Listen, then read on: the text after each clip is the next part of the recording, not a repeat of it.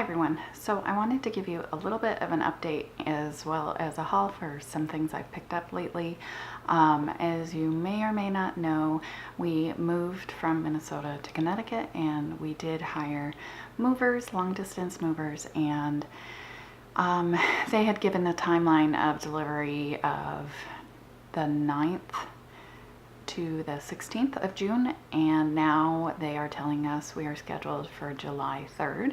So we are all staying at my brother's house with my sister-in-law and my niece. And so they've been very generous to let us stay such a long time. And so I wasn't really planning on making videos in the interim, but it's been such a long time that I don't have anything else scheduled.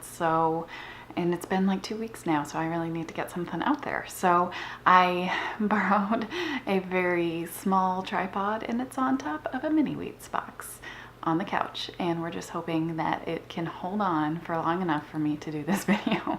I'll have to insert a picture. It's pretty ridiculous. What you gotta do what you gotta do, right? It's very old school YouTube style. So this palette, all the stuff in this collection, the Basquiat collection from Urban Decay, went on sale for 30% off, and I had heard such good things about this palette that I went ahead and picked it up, and I really have been liking it. So another thing you may or may not know, I sold a ton of my palettes to Glambot, almost all of them. I kept maybe 4 or 5 palettes, or maybe 3 palettes. Not a lot. And so what I've tried to do is focus more on singles and not get a palette unless it really has a bunch of things in it that are unique to me that I really want. So the color that probably speaks to me the most and I've worn the most is this one. It's the Not For Sale. And it's a really pretty reddish brown, and that's what I have my crease. I've been doing like all over the lid, up into the crease, and not a whole lot else. The Levitation shade is also a very nice transition, and then the Enigma shade is a good color for highlight, though it's not quite as pigmented as I would like. As far as the brush it comes with, I do like this little short smudger brush, and the crease brush I do wish was a little bit fluffier, but it's usable. Other shades, I was really attracted to the gold shade, though I was hoping it was going to be a little bit more of a unique color. Some of the pictures made it look almost like a greenish gold, but it is just kind of a muted gold. BK is something I don't have a lot of. I got rid of a lot of my palettes that were primarily cool colors just because I don't wear them that often. I think they tend to not look so great on me. But I do still like to use them with other very warm colors in the crease. I think for me, I would like this to be a little bit more shimmery. There aren't a lot of like super shimmery shades in this palette, so that's had me a little bit stumped at times because I feel like I keep doing the same look. I haven't used Sucker Punch much. This Influence color, super pretty, like all over the lid with kind of the warm colors in the crease. I've also used the dark blue as a liner. Since I only have a limited amount of makeup with me now, I am putting what I have through its paces. Something that I picked up just a couple days ago, that I received yesterday and ordered a few days ago, was the BH Cosmetics Foil Eyes. So this is the original palette in this line, I believe. I looked at the swatches, so they were on sale for $8. They're originally $12, I think. And when I looked at the swatches in the review from Christine at Temptalia, it was really well rated. This palette smells bad. It smells like really kind of unpleasant plastic. I think it's just the container. I'm guessing that over time it will go away.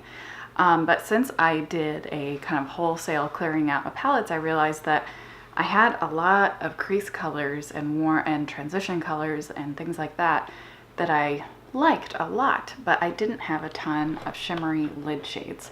So I wanted to get a bunch of shimmery lid shades.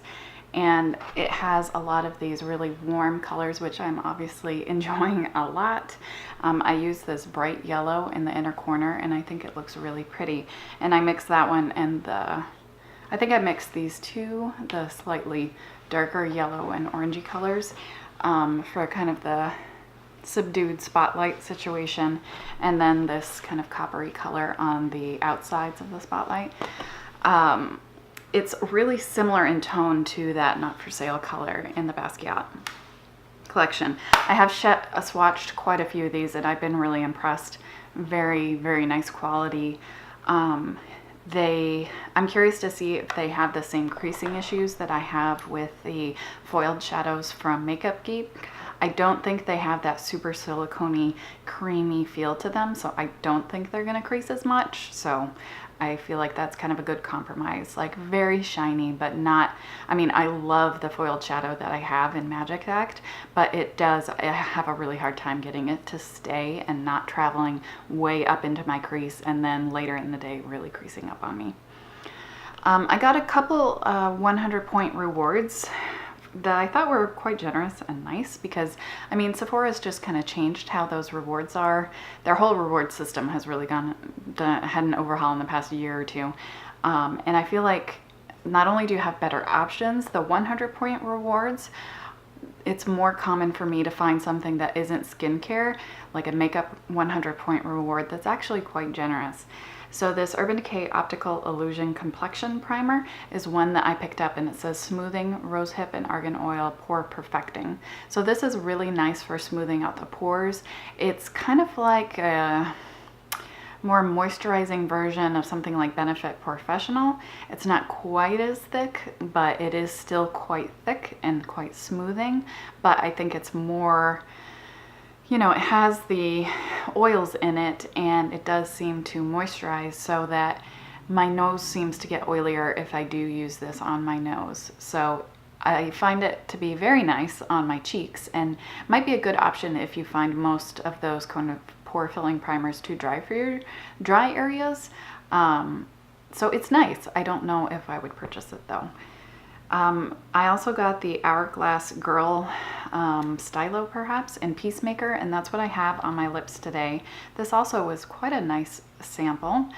I was really interested in this formula. It seemed like it had a lot of nice colors. It's a kind of glossy cream finish, and since I've been wearing a lot of matte lipsticks and not really taking care of my lips so much lately, they're just in a really rough state. And so I was looking for a good, shiny, pigmented, creamy lipstick that wouldn't travel all over the place and wouldn't wear off super quickly. And I find that even though this is a really shiny cream finish, it lasts a good amount of time. I don't have a massive amount of transfer on my cup when I'm drinking coffee and whatnot. I mean, it does transfer, don't get me wrong, but it's not, some creamy lipsticks, it just feels like half of it comes off with the first sip. And I find that even with drinking and like light snacking, this can last a good 3 to 4 hours before it's like really worn away. So for me, I feel like that's a pretty nice result.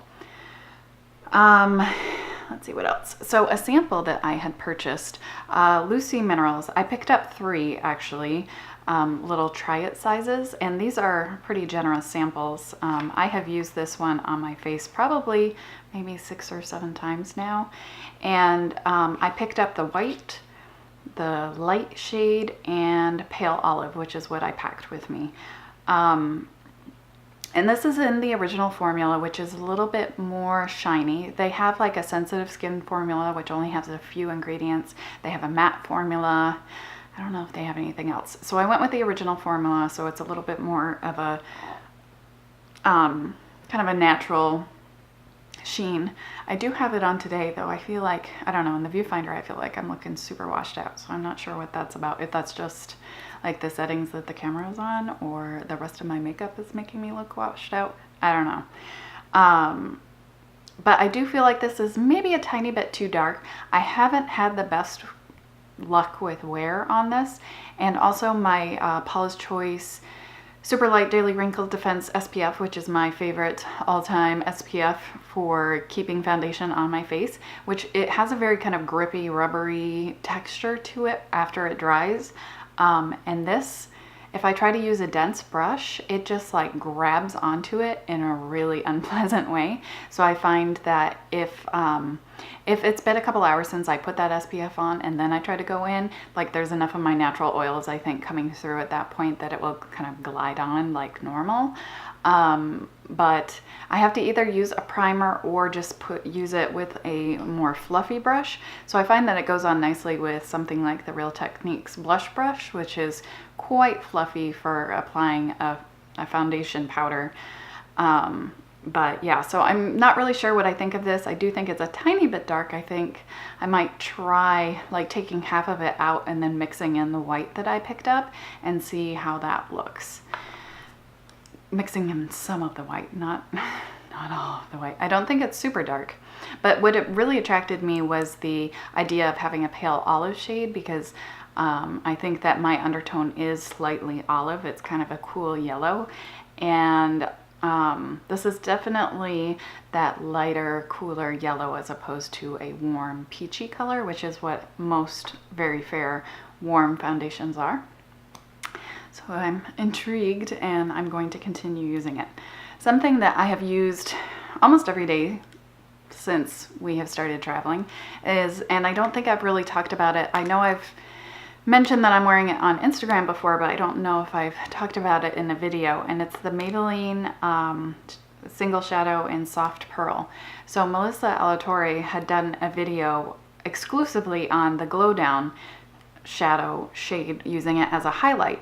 And that's too dark for me as a highlight, but I was like, well, let me try this color because it's a very nice shade and I really like it as a highlight color. So I use my Real Techniques fan brush, and so using it as kind of like a traditional highlight. It's not super bright, but it just adds a nice sheen, kind of good everyday highlight for someone that's not looking for like super high impact highlights on the daily. But I really like it on this fan brush, kind of just brushed onto my nose a little bit, since I do tend to wear pretty matte bases on my face. I find that if I don't have any sheen to my nose, it just kind of like, it ends up looking kind of weird and big. And I mean, I'm not self-conscious about my nose, but I do feel like I need some dimension towards the end just because I don't have a ton of shape in my nose. So when it's fully matte, it's like the shape that I do have, it gets kind of lost. So I like just adding a little bit of sheen all over to my nose, and it doesn't end up looking oily. It just looks a little bit more like there is some sort of shape in there, more lifelike sheen, as opposed to being full powdery matte. So I have really enjoyed that. If you are looking for kind of a soft cream colored highlight, that's not going to be super shiny. So you can see in this swatch, it looks like there's a sheen, but it's not metallic in any way. So I feel like it's really easy to wear, even if you have more texture or mature skin. And it's just kind of it's not white, it's not champagne, it's somewhere in between. Nice, easy, very light highlight. That's super affordable. Those are like $3-4, I think, at the drugstore. So I'm really happy with it. Something that I picked up from Rite Aid, the Julie G nail color in Bikini. This is super intense, poppin' coral, pinky orange. So pretty. I picked it up for just to wear on my toes. I haven't had the best luck of wear with this line, and this is one of the more matte shades. So I did need 3 coats in order to get it mostly not streaky. And I'm hoping that since I did the 3 coats, it will be less likely to chip. I have another one of the matte colors that chipped like within the first day on my toes, but I also did not do, I think I might have done 2 layers at most, and I think that I'm hopeful. So far it's looking good still, but the color is just so crazy neon bright. I really like that one. I also got a liquid liner from from Jessie's Girl Cosmetics. I left it upstairs and I am not going to haul myself back up there. I'm already feeling kind of sweaty. It's like a kind of a, not quite periwinkle blue, but somewhere in between like a bright blue and like a powder blue. and so far I've been pretty pleased with it. I did wear it over a that reddish brown in the Urban Decay palette, and it looked a fair bit darker and it looks a little bit more green, so I think it's something that would really benefit from being on just kind of a clean base. But it's really pretty, so I'm happy with that. It definitely has more pigment than the waterproof, and it's not waterproof though, so that is kind of a problem. And my eyes were watering the day I was wearing it, and I kind of touched up around the corner of my eyes with my finger, and I could see a good amount of liner had come off, so something to note. But I have an olive shade in the waterproof formula that, while it's waterproof, it's also just kind of lacking in pigment, a little bit watery. I know a lot of people really like the black from their liquid liner pen range, which is also a brush tip. I have not tried that because I just don't need a black eyeliner, liquid liner, but just to note. I also picked up this Kohl formula eyeliner. It feels more like kind of a traditional so-so drugstore eyeliner. It's not super hard, but it's also not soft in any means. It's in Copper Rose. It's shimmery. I did put a little bit tight line, waterline, even though it's shimmery, which is kind of a no-no. It's a pretty color, but not super noteworthy. I don't know that it's really worth the price, but it isn't super expensive. Some of the Jessie's Girl stuff is a little bit more expensive than I would expect, than others is like really cheap. So last thing I wanted to mention, so I did jump on the bandwagon and pick up the L'Oreal Voluminous Lash Paradise mascara. So I've been using it since I bought it, and that's whenever Tati's video came out about it, so maybe like a month ago. And I've used it every day since I bought it, and I do like it, though I don't know that it's better for me than the Urban Decay Perversion Mascara, which is my kind of ultimate favorite at the moment. Some days this works well for me, some days I'm kind of having to really struggle with it. Some days I get some chunks like towards the end of my lashes, which is something with this style mascara is pretty common and didn't happen with me with the Urban Decay Perversion, which is why it felt so noteworthy. So it's just I feel like it does something similar to the Too Faced Better Than Sex, which this is obviously trying to remind you of, in that kind of chunkiness and just having to work with it a little bit more after you use it quite a few times. The first couple times I didn't like it at all, and then after it dried a little, I think, then I really started to like it, and it can give me a lot of volume fairly quickly, which I appreciate, but now that it's been open for a while, I think it's getting a little too dry perhaps, and starting to get a little clumpy and chunky, which is also, it's getting kind of glopped up at the top here, where I tend to just like take off the blob of mascara that's at the end of the mascara wand. And so when I'm putting the wand back in and screwing it shut, it's also starting to kind of ooze out here. So that's something that happens with this style of mascara and is a common issue for me. That's why the Urban Decay Perversion mascara, it was a deluxe sample, so maybe, who knows how it'll behave in full size, but I didn't have all those kind of common problems I have with that style with the Urban Decay. So we'll see. Anyway, I think that wraps up my update and my haul. Let me know if you have any questions, comments, whatever. I will try to get some more videos out for you guys, hopefully on a somewhat regular basis, and I'll let you know once I'm all settled. And if you want to keep more up to date with me, just follow me on Instagram. I also started a Facebook page, which I'll have linked below, and maybe I can do some more actual like communication with you guys through Facebook. I don't know. We'll see how it goes. Anyway, I hope you're having a great day. Thank you so much for watching as always, and I'll see you soon.